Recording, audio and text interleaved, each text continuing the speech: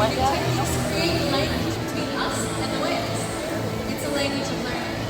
Through positive reinforcement, encouragement, commitment, and care. Through these techniques, we look at their entire bodies, and it also gives us access to blood vessels that are easily seen along the white underside of those tail fins. Malia is demonstrating that position right here in the slide-out area. Our veterinarians collect a blood sample at least once a month, and the whales are trained to remain calm and relaxed throughout the entire procedure. As trainers, we're frequently rubbing down or massaging the whales, whether on their backs, pectoral fingers, and in those tail fins. The whales have very sensitive skin, and this is one way we can reward them for remaining calm during procedures like this, and a great way for us to strengthen our relationships with whales. Another important diagnostic is weighing the whales, which we can do by asking them to slide on. All killer whales is the ability to lift that portion with such force they can turn completely and then re-enter the water. So, in this scenario, to get an accurate weight, we'll ask the whales to lift their tails up and out of the water.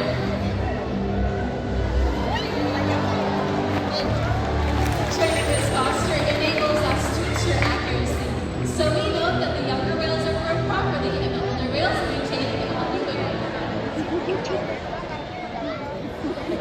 And the care isn't just physical.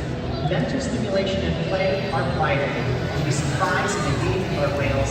Blacks. Did you know that killer whales love to play? They actually learn a lot by play and through memory and observational learning. From a young age, killer whales learn important life skills by playing games like follow the leader with your mother and other whales.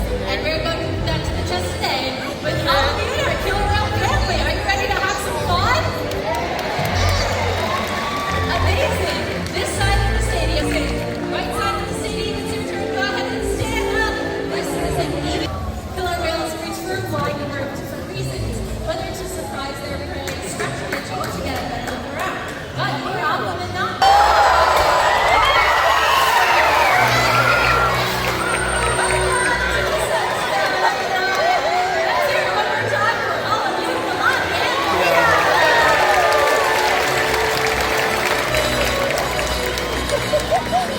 SeaWorld's research and observation of the killer whales in our care has shed light on many mysteries about these amazing animals. For example, we've learned that the gestation period of a pregnant killer whale is approximately 17 months. That's information that would be impossible to obtain out in the ocean. Some information, however, can be obtained from field research. That's why SeaWorld partners